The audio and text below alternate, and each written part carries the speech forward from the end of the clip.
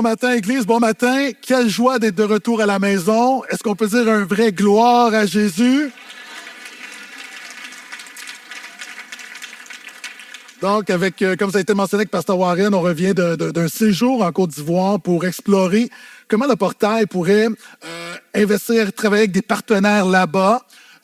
Mais d'emblée, juste dire merci pour vos prières. Vraiment, Dieu nous a devancés, Dieu nous a bénis.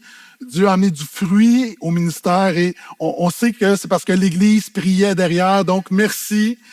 Nous croyons que la prière fait toute la différence.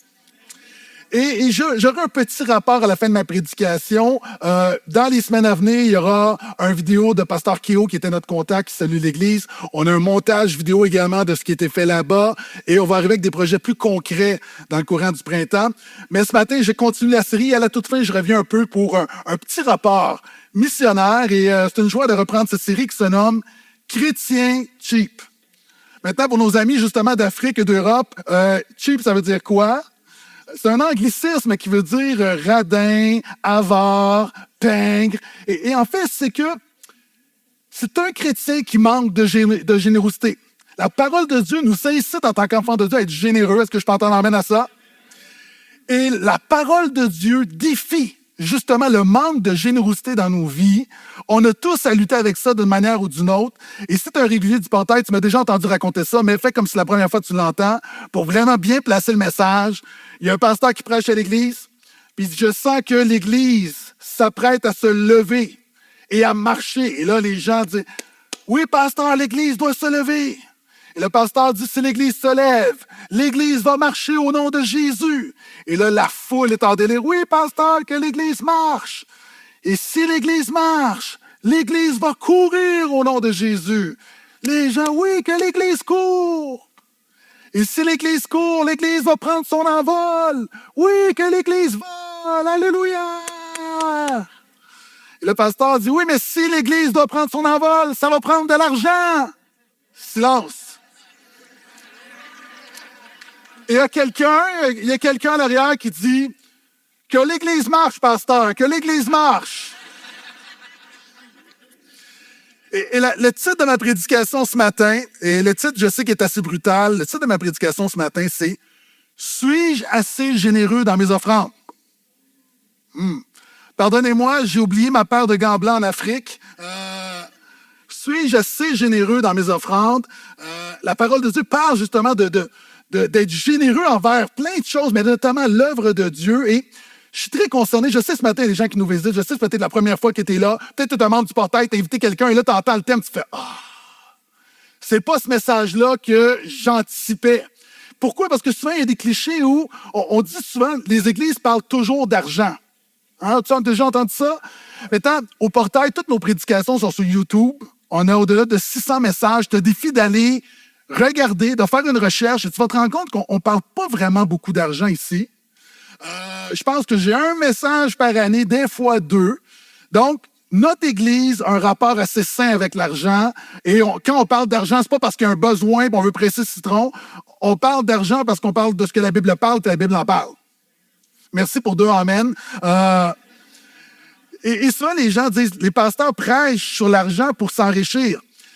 Encore une fois, au portail, les pasteurs, nous avons un salaire qui n'est pas déterminé par nous, qui est déterminé par le conseil d'administration que vous avez voté. Et juste vous dire, parce que des fois, il y a des gens là, qui tu ne réalises pas, quelqu'un ce matin pourrait donner 10 millions et moi, je n'ai pas un sou de plus. Là. Je n'ai pas de boni de performance. Est-ce que tu as un boni de performance, toi?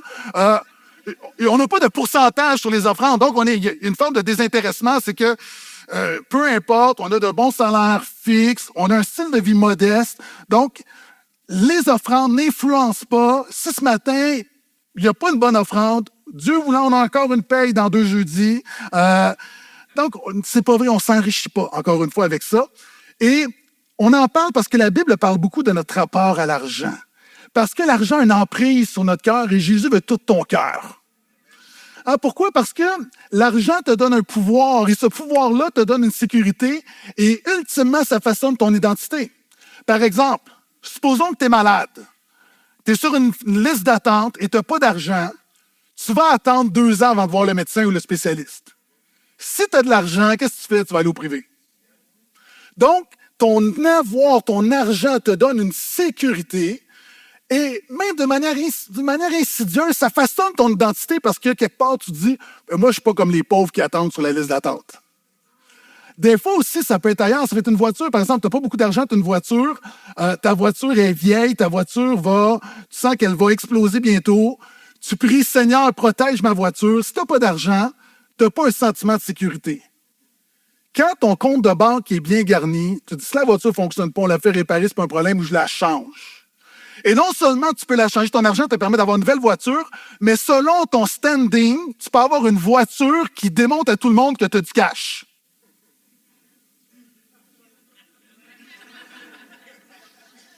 Ah, c'est rare que les milliardaires se promènent en Mazda ou en Hyundai. Et c'est vrai, pareil, encore une fois, comment que l'argent te donne un pouvoir et te donne une sécurité? Vous avez des proches, des parents à l'étranger. Si vous n'avez pas d'argent et que un de vos parents est malade ou votre frère, votre soeur est malade, c'est insécurisant parce que vous ne pouvez pas vous rendre à l'étranger. Si vous avez de l'argent, vous n'êtes pas inquiet parce que vous avez une sécurité qui vous permet d'aller au chevet de vos proches partout dans le monde. Ce n'est pas un problème. Et c'est là qu'à un moment donné, l'argent devient la racine de tous les maux parce que l'argent s'empare de notre cœur parce que le chrétien a tendance à plus se confier dans son argent qu'en Jésus. Et c'est pour ça que Jésus a beaucoup parlé d'argent et c'est pour ça qu'on va en parler un peu ce matin. Donc, la question c'est, suis-je assez généreux dans mon offrande, dans mes offrandes? Et chaque personne, puis je me suis posé régulièrement cette question-là. Mon épouse et moi, on s'est posé cette question-là. J'imagine que tous les chrétiens se la posent. Et la réponse, c'est selon quel standard? Donc, on se compare un peu, là. Selon quel standard est-ce que tu considères être assez généreux dans ton offrande? Est-ce que c'est le standard de la quête de l'Église catholique? Où tu mets un petit peu de change dans le fond?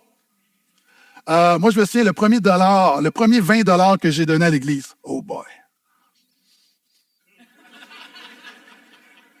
J'avais l'impression que l'Église m'appartenait maintenant. Selon quel standard? Le Québécois non chrétien donne 200$ par année aux œuvres de charité. Donc, est-ce que c'est le standard du Québécois non croyant? Les chrétiens engagés dans les églises locales donnent en Occident en moyenne 1000$ par année. C'est l'équivalent d'à peu près 2% de ton revenu. Donc, est-ce que 1, 2, 3%, est-ce que tu considères que selon ce standard-là, c'est généreux? Dans l'Ancien Testament, les croyants donnaient jusqu'à 23% de leur revenu. Jésus parle de la fameuse dîme. Hein? Jésus va dire à un moment donné, il va reprocher aux religieux de son époque, vous donnez 10% de vos revenus, mais vous négligez la grâce, la fidélité et la miséricorde. C'est ce qu'il fallait faire. Puis souvent, on ne continue pas la lecture. Jésus continue en disant, sans oublier le reste. Donc, pour Jésus, 10%, ça semble être quelque chose dans la norme. Et on voit les chrétiens du Nouveau Testament qui même partageaient tout ce qu'ils avaient. Donc, la réalité, c'est que les études disent que dans une église comme la nôtre, OK? Et encore une fois, nous, les pasteurs, on ne voit pas les chiffres, on a les bilans, mais on ne regarde pas qui donne, évidemment. Ce n'est pas important. Les chrétiens engagés dans des églises, on nous dit que les statistiques de ceux qui adhèrent au principe volontaire de la dîme, c'est à peu près 20% des chrétiens. 25% de ceux qui se disent chrétiens qui sont là le dimanche ne donnent à peu près jamais rien. Et tu as 55% des chrétiens qui vont donner en 2-3%. Qu'est-ce que je veux te faire réaliser? C'est que probablement que 80% des finances de cette église sont pourvues par seulement 20% des gens de cette église. Et c'est comme ça dans toutes les églises. Donc, la question, c'est, selon le standard de la parole de Dieu, alors que Dieu m'appelle à être généreux, quelles doivent être les motivations et comment évaluer, non pas en se comparant les uns les autres, mais selon ce que la parole de Dieu dit, parce que la parole de Dieu est un miroir qui nous renvoie à nous-mêmes. Si tu es encore là, dis Amen.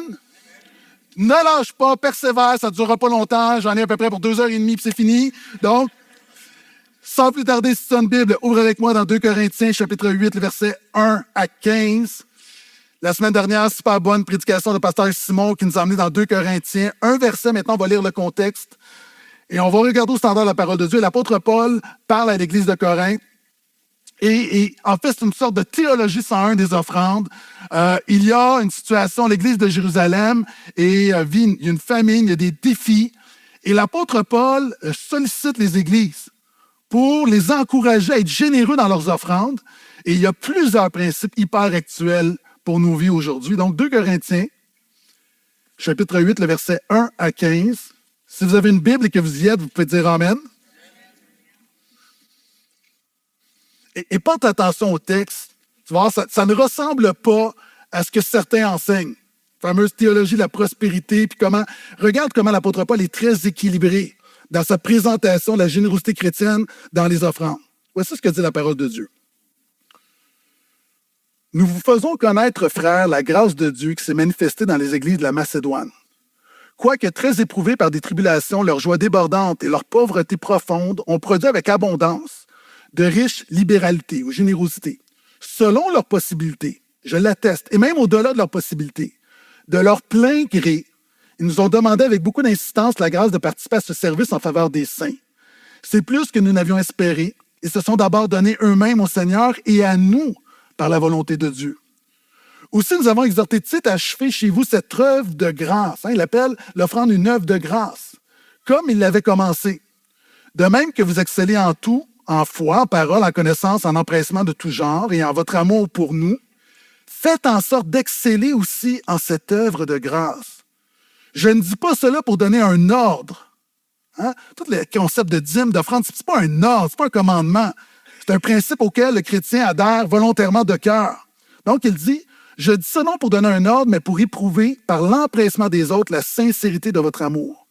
Car vous connaissez la grâce de notre Seigneur Jésus, qui pour vous s'est fait pauvre, de riche qu'il était, afin que par sa pauvreté, vous soyez enrichis. C'est un avis que je donne là-dessus, car cela vous convient à vous, qui dès l'année dernière avez été les premiers non seulement à faire cette collecte, mais à la vouloir. Maintenant donc, achevez de la faire, afin qu'aux bonnes dispositions, manifestées dans le vouloir, correspondent l'achèvement selon vos moyens. Les bonnes dispositions, quand elles existent, sont agréables en raison de ce qu'on a, mais non de ce qu'on n'a pas. Car il s'agit non de vous exposer à la détresse pour le soulagement des autres, mais de suivre une règle d'égalité. Dans la circonstance présente, votre abondance pourvoira à leur indigence, afin que leur abondance pourvoie pareillement à votre indigence. De la sorte, il y aura égalité, selon qu'il est écrit, celui qui avait beaucoup n'avait rien de trop, et celui qui avait peu ne manquait de rien. Est-ce qu'on peut dire amen à la parole de Dieu? Il y a beaucoup de choses là-dedans. Et le premier principe qui est vraiment important, ce qui motive mon offrande n'est pas la pression ou la culpabilité, mais la grâce de Dieu. Le chrétien ne donne pas parce que le pasteur met de la pression. Le chrétien ne donne pas parce qu'il se sent coupable de ne pas donner. Le chrétien, son offrande est une manifestation de la grâce de Dieu qui déborde dans sa vie.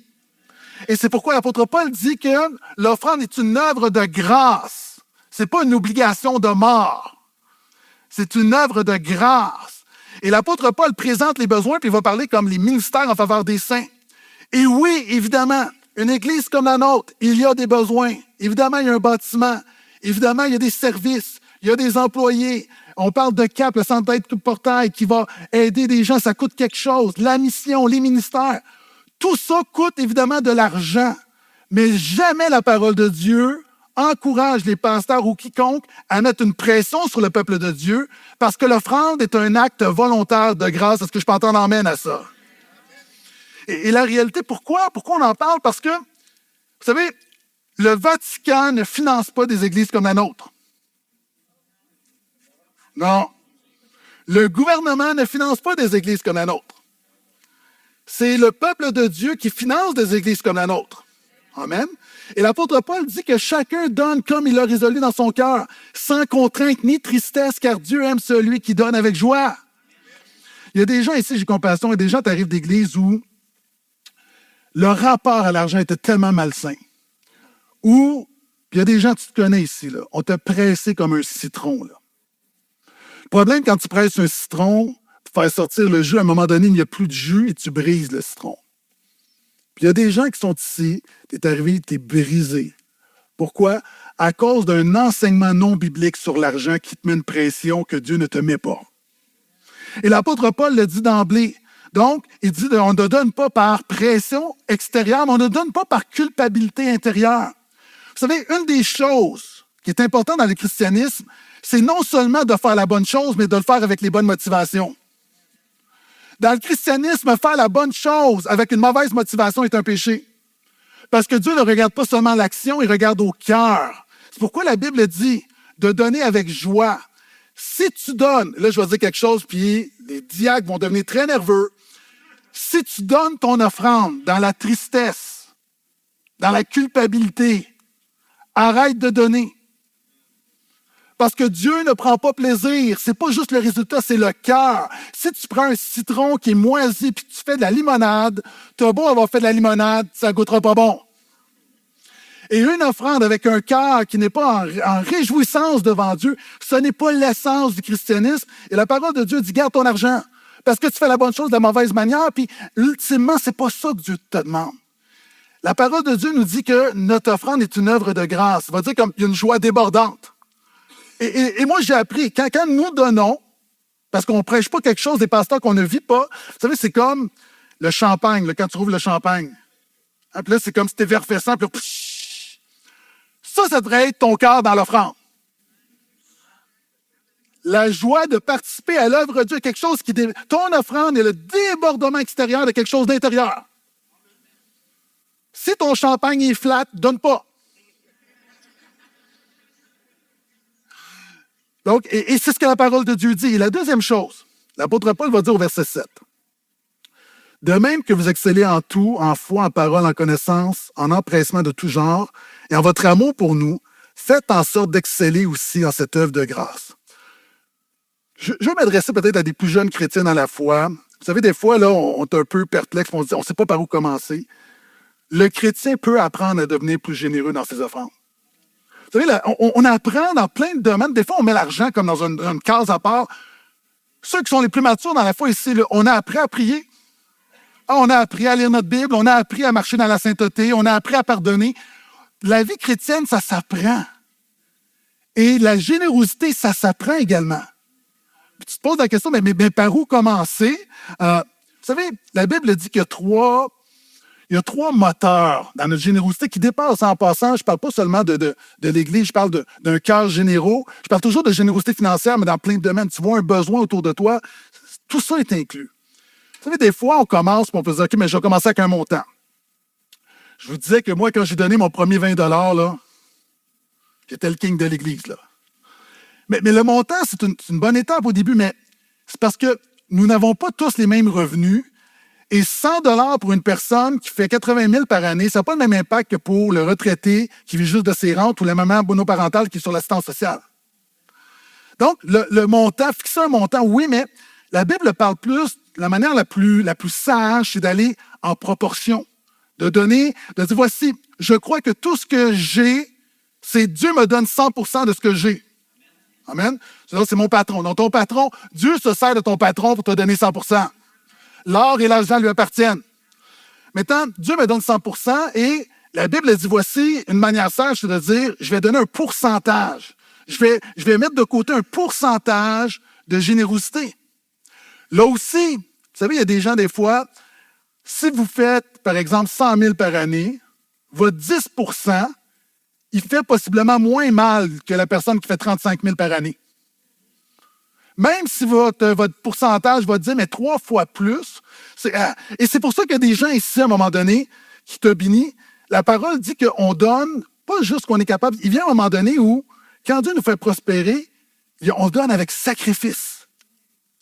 Donner, c'est pas toujours facile. Sais-tu pourquoi? Même moi qui est pasteur, parce que quand tu donnes quelque chose, je vais t'apprendre quelque chose, tu ne l'as plus.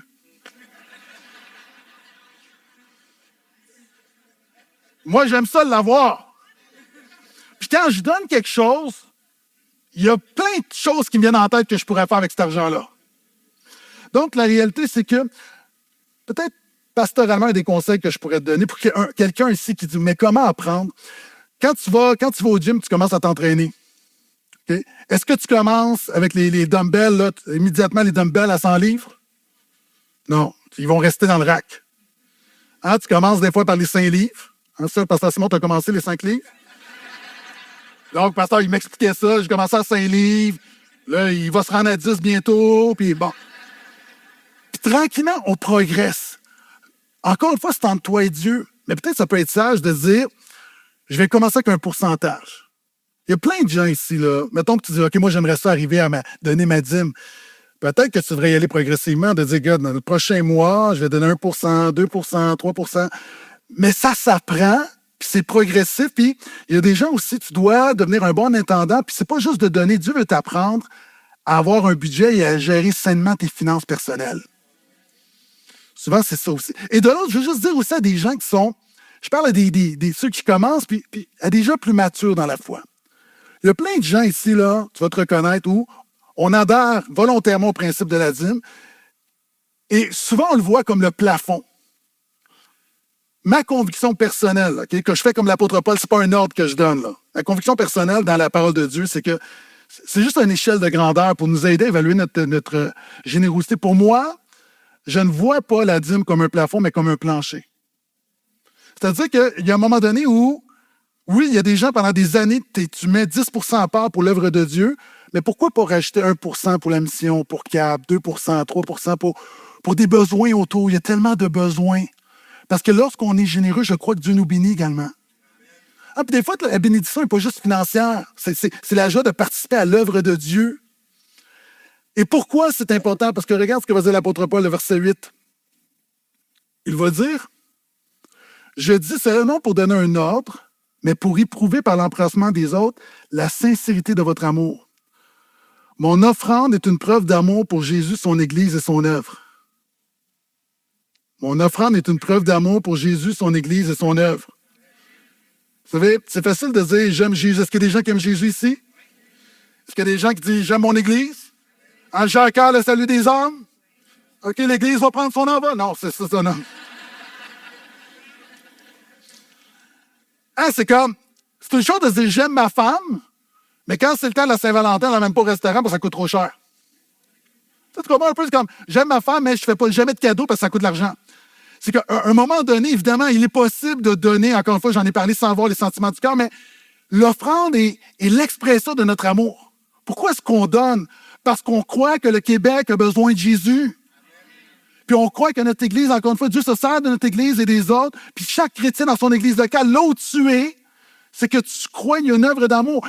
En Afrique, à un moment donné, en Côte d'Ivoire, j'ai été au marché acheter des cadeaux pour mon épouse, tout ça, puis mais ça m'avait dit avant que tu partes, là, quand tu vas revenir, là, t'es mieux de revenir avec une robe, là.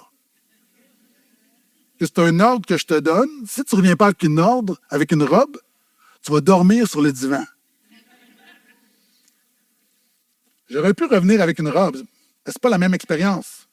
Mais le fait que c'est pas un commandement, j'étais pas obligé, mais c'est comme quand je regardais les trucs puis je pensais à ma femme, il y avait quelque chose au-delà du coup, il y a une manifestation de mon amour pour elle. Amen. Ça a quand même coûté cher. Je n'étais pas obligé, mais...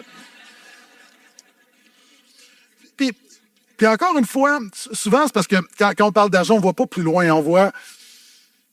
Tu sais, j'ai reçu justement, là, quand j'étais en Côte d'Ivoire, là, il y a une église nous a envoyé une lettre officielle de remerciement. Puis je veux que tu comprennes, c'est ça aussi le portail. Hein, quand il y a des choses qu'on ne réalise pas. Puis voici ce que on nous a écrit.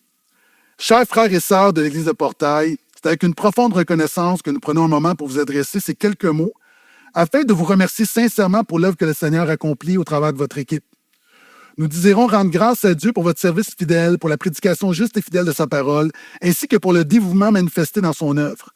Par la grâce de Dieu, nous avons le privilège, ici à l'Église, puis je vais attendre le nom de l'Église parce que je ne veux pas les mettre sur le spot, ici à l'Église, de bénéficier des messages lors de nos rencontres dominicales par le biais de visionnement. Ces prédications sont pour notre Assemblée une source précieuse d'édification, d'encouragement, d'exhortation et d'enseignement. Notre Assemblée ne compte actuellement ni pasteur ni ancien, que ce soit à temps plein ou à temps partiel. Les besoins en matière d'enseignement sont donc grands. Et nous voulons remercier le Seigneur de ce qu'au travers vous, notre Assemblée peut être nourrie spirituellement et encouragée à persévérer dans la foi. Nous prions que le Seigneur bénisse abondamment, soutienne votre Église et fasse porter encore beaucoup de fruits à cette œuvre pour la gloire de son nom. Veuillez recevoir l'expression de notre profonde gratitude ainsi que nos salutations sincères en Jésus-Christ, fraternellement en Christ. Et vous savez, mais tout ça coûte de l'argent. Tu sais, le YouTube, d'avoir des gens qui font l'édition. Puis souvent, on ne réalise pas, mais c'est pas juste des salaires, c'est pas juste une bâtisse, c'est pas juste une caméra.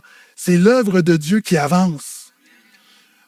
Puis juste prier, Église, prier. Encore une fois, je ne peux pas donner de détails, mais nous sommes en discussion, une Église nous a approchés.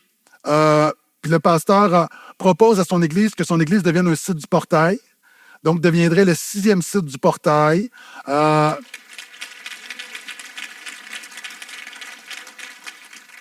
Prier, encore, c'est très préliminaire. L'Église doit avoir une présentation. Je vais aller prêcher là-bas. On va le présenter. Il doit avoir un vote. C'est les membres qui vont décider. Mais prier, son œuvre avance. Puis juste vous dire, votre œuvre avance. Encore une fois, c'est passé beaucoup de choses quand j'étais en Côte d'Ivoire. Je reçois un message des pasteurs ici. Il y a quelqu'un qui était... On n'a rien à cacher, je vais le dire. Il y a quelqu'un qui est ici, quelqu'un qui est à l'Église, puis voyant la croissance de l'Église, qui a fait un don de 100 000 $ pour l'agrandissement de l'Église.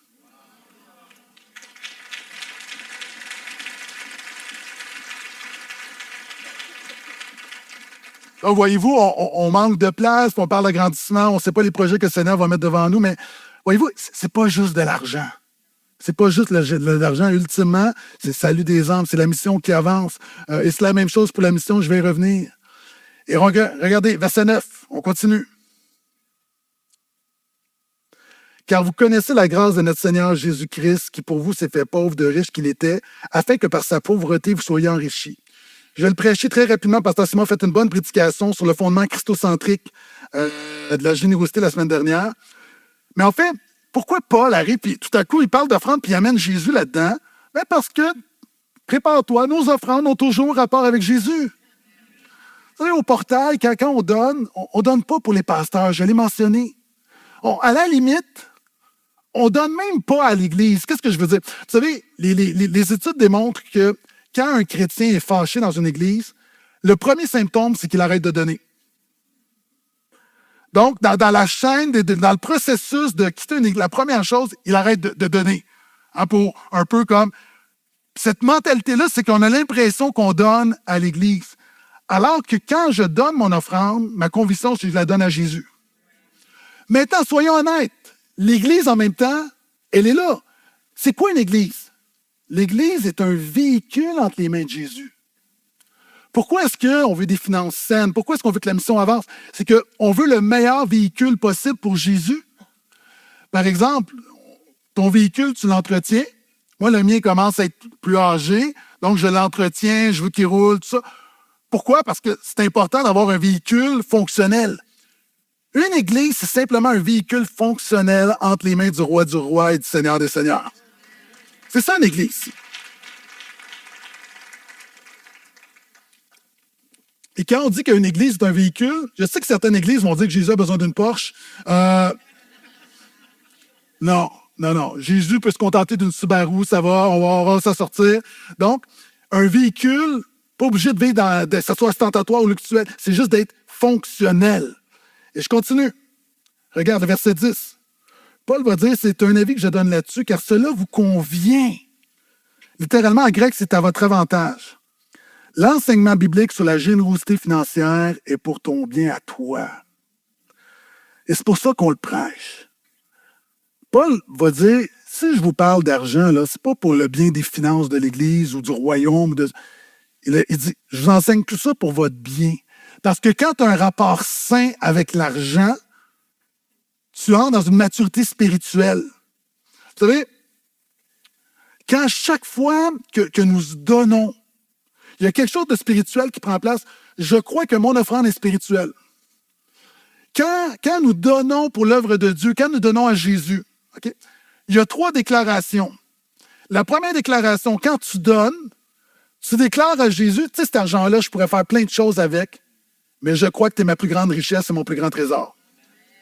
Donc, c'est la première déclaration. C'est pour ça que Paul dit pour votre bien, parce que ça crée quelque chose dans le cœur.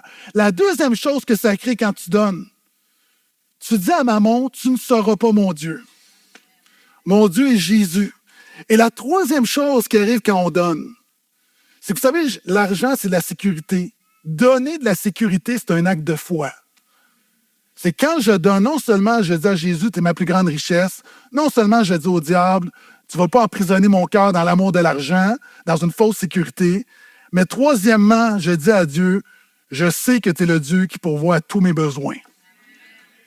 Et il y a quelque chose de saint qui prend place.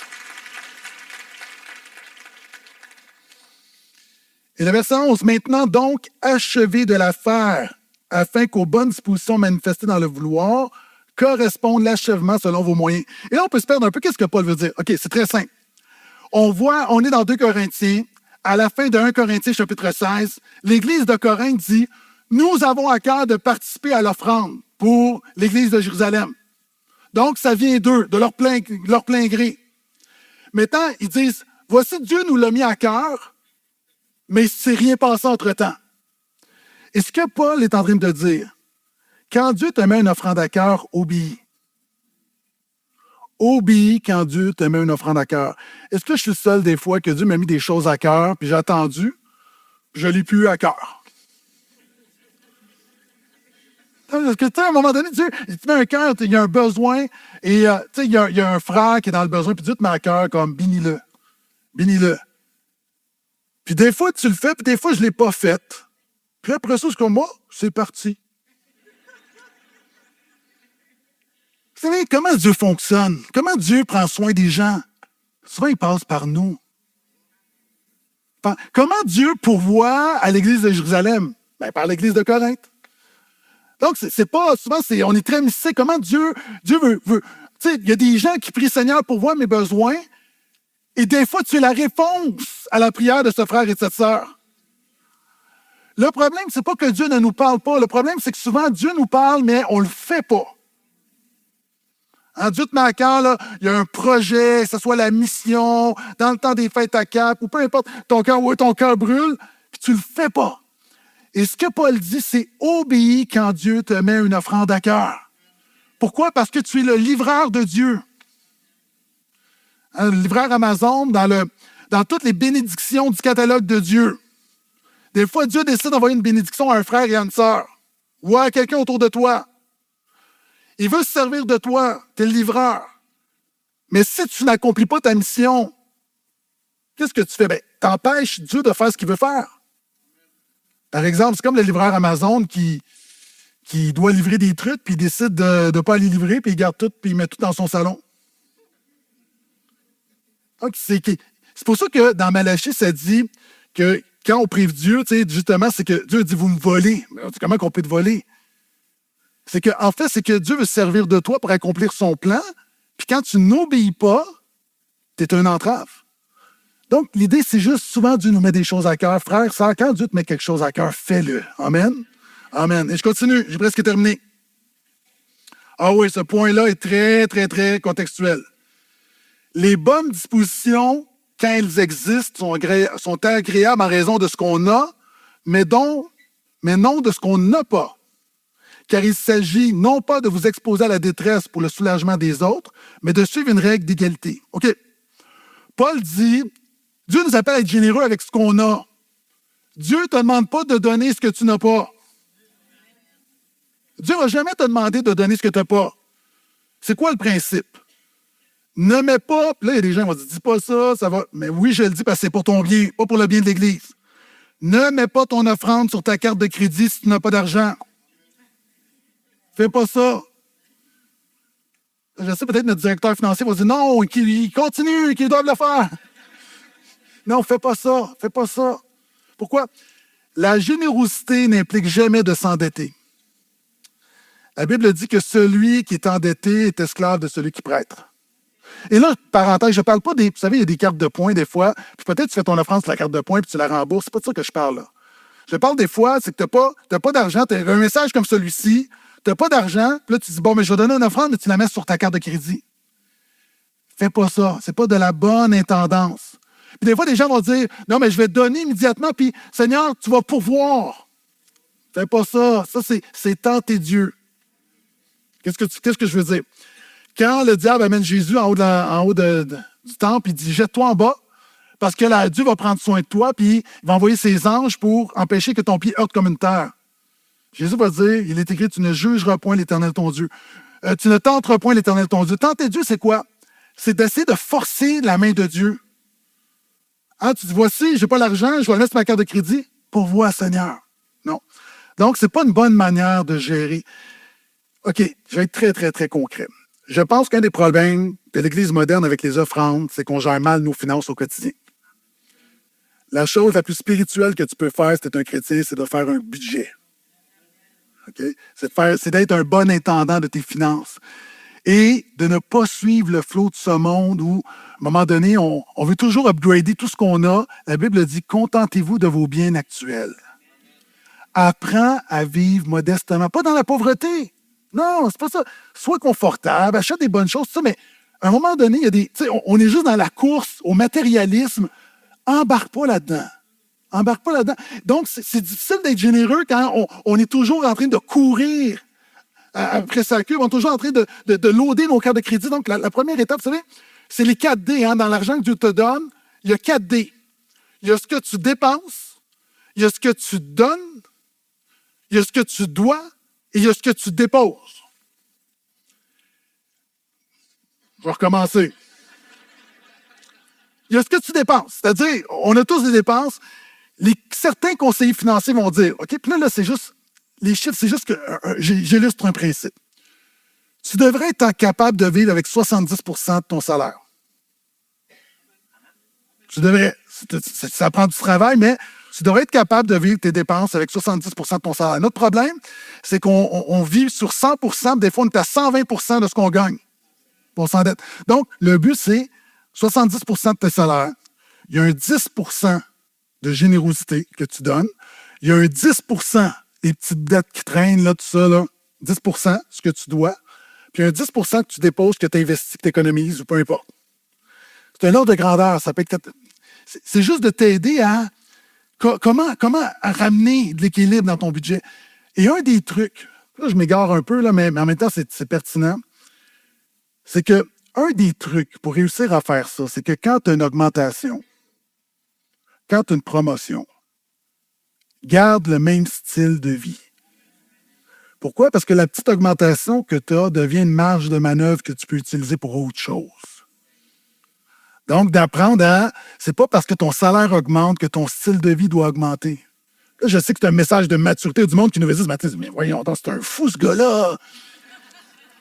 Mais prends soin de ta famille, achète de bonnes choses de qualité. Mais à un moment donné, là, établis un standard, puis tu ne seras pas plus heureux, là. Tu sais, ta télé de 60 pouces, là, 64 pouces, tu n'auras pas plus de bonheur, là. Tu sais, ta voiture, elle roule encore, ben elle roule encore. Bon, je reviens. Donc, l'idée, c'est quoi? C'est que ne mets pas ton offrande sur ta carte de crédit si tu n'as pas d'argent, mais apprends à bien faire ton budget. Et je termine. Nos offrandes sont une puissance missionnaire. Comment l'apôtre Paul termine?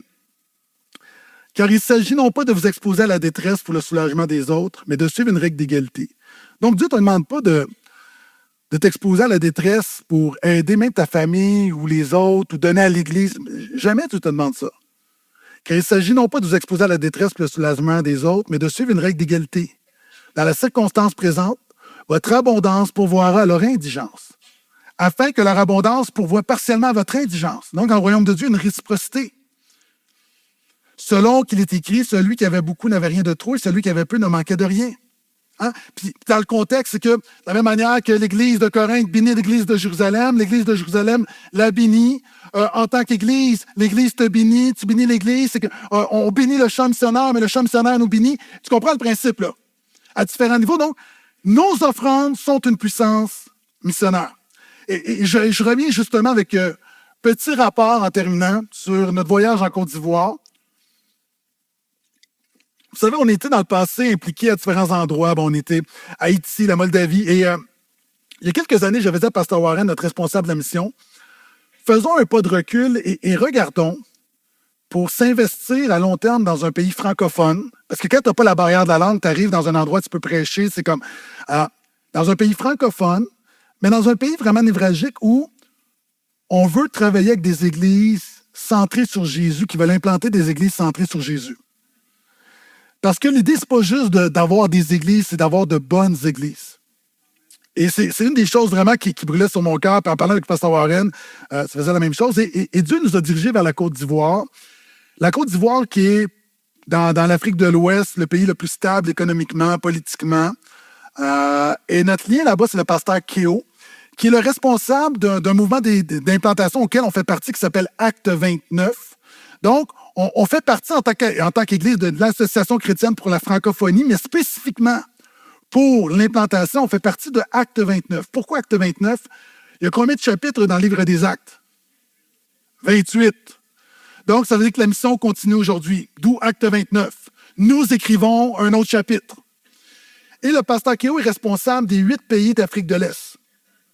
Donc, l'idée, c'était de faire un premier voyage pour aller former là-bas des responsables, mais comprendre un peu ce qui se passe et comment est-ce qu'on peut les servir. Une des choses qu'on a fait, donc on est arrivé, on a prêché, moi j'ai prêché le premier dimanche, pasteur Warren l'autre dimanche. Le cœur de notre voyage, c'était d'aller à Korogo, qui était, lorsque tu arrives à Abidjan, c'est à peu près 8 heures au nord. Tu es vraiment dans la savane. Et là, vraiment, de partout dans la région, il y a des responsables d'église qui étaient réunis pour être formés.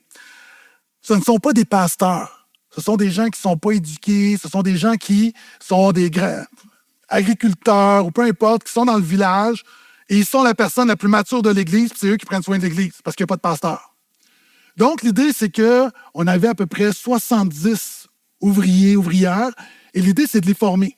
Donc, de les former, on ne peut pas les emmener au niveau des pasteurs, mais leur donner des clés pastorales sur comment prendre soin du troupeau, comment prêcher, comment...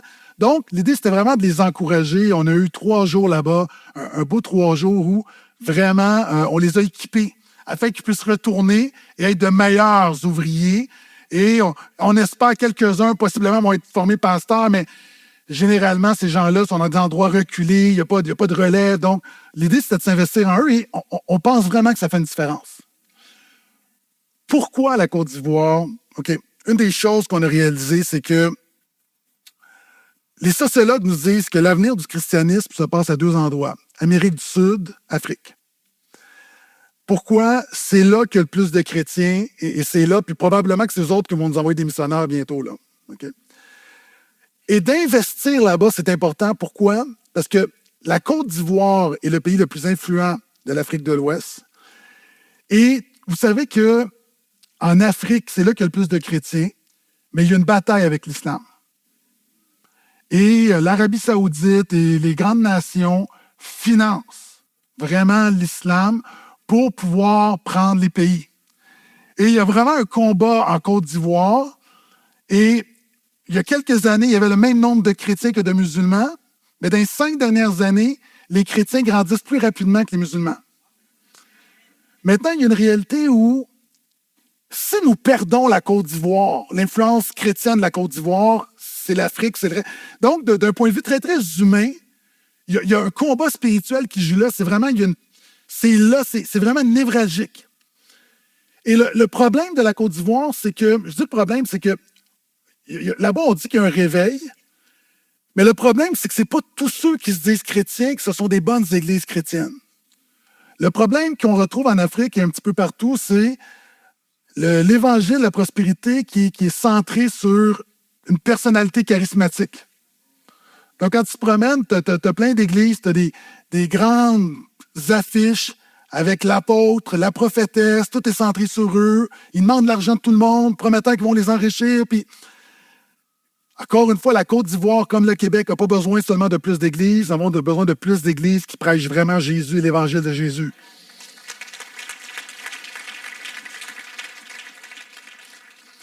Et humblement, modestement, avec les dons que Dieu nous a donnés, ça, c'est quelque chose que nous, on peut contribuer à avoir des partenaires là-bas et les aider à avoir des églises plus christocentriques qui ont une influence. Donc, c'est quelque chose de vraiment important. Et je termine avec cette histoire. Quand on allait à Korogo, puis il y aurait quelque chose de plus détaillé, hein, je vous l'ai dit. On est arrêté dans une ville qui s'appelle Bouaké. Le pasteur nous dit, dans cette ville-ci, 99% des gens sont musulmans. Mais j'aimerais vous montrer une église. Donc, on est sorti, on est arrivé dans des endroits, c'était tout brisé, très, très, très pauvre. Les chèvres se promenaient, les animaux. Et on débarque. Puis en débarquant, il y avait une petite cabane, il y avait une dame avec la burqa qui était là. On voyait des femmes avec des burqas complètes, des enfants. Et là, tu entendais l'appel du muezzin, l'appel à la prière musulmane. Donc, là, tu es là, tu as des femmes complètement voilées, tu as des chèvres qui vont être sacrifiés. T'entends l'appel à la prière. On dit que tout le monde est musulman. Et là, il y a des chrétiens qui voulaient une église dans cet endroit-là, puis on leur a dit, ben jamais on va permettre qu'une église puisse s'établir ici, dans ce quartier-là, à Boaké. Les chrétiens ont prié, puis Dieu leur a donné une église avec un grand terrain. Ils sont en plein milieu. Ils sont là, tu sais. Puis, on est rentré, puis on parlait, puis il y avait un pasteur, puis c'est intéressant parce que je parlais avec le pasteur, puis il disait justement des contacts communs, conférences communes, puis je lui disais... puis là, il était tout emballé parce qu'il disait qu'il avait suivi quelque chose, une formation sur la prédication. Puis là, il nous dit, là, littéralement, là, il dit, moi, j'ai réalisé que j'avais une prédication moraliste, puis je devais être christocentrique. Je regarde, ouais. Là, tu es à l'autre bout du monde, là. Puis là, il commence à me dire, non, mais il faut vraiment prêcher la bonne nouvelle de la grâce de Jésus, là. Et pour moi, c'était vraiment un clin d'œil de dire, humblement, encore une fois, là, on ne va pas changer le monde, là. Mais Dieu nous a bénis financièrement, il nous bénit avec... Nous ne sommes pas une église riche, mais nous sommes bénis financièrement. Nous avons des dons, nous avons des ouvriers. Et je pense que Dieu nous appelle à contribuer modestement là, parce que c'est là que ça joue présentement. Et Portail, nous avons l'occasion de faire une différence. Et c'est là que notre offrande peut devenir une puissance missionnaire. Est-ce qu'on peut dire un gloire à Jésus à ça?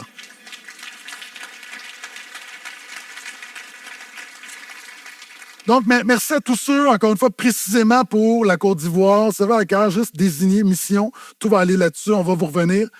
Mais je vais terminer avec ceci. Tu sais, ce genre de message, souvent, il y a des gens qui sont encouragés, puis il y a des gens qui... Il y a un standard qui est devant toi, puis tu as l'impression de ne pas être au standard. Puis je veux juste te donner la bonne nouvelle. Je veux juste rappeler à tout le monde ici, alors qu'on parle de générosité, on parle d'offrande, je veux juste te rappeler que la faveur de Dieu sur ta vie ne dépend pas de tes offrandes, mais dépend de l'offrande de Jésus. Hein, l'idée, c'est pas voici, je vais donner pour gagner. Non, non, non. Tu as tout pleinement en Christ, tu es enfant de Dieu, totalement pardonné. Dieu te bénit. Maintenant, Dieu veut ton meilleur. Puis tu dois comprendre les offrandes comme ça. Mais encore une fois, juste, n'accepte pas la condamnation, n'accepte pas la culpabilité, je reviens. Parce que ce qui fait la différence, encore une fois, c'est pas la hauteur de nos offrandes, c'est l'offrande de Jésus à la croix pour nous qui change tout.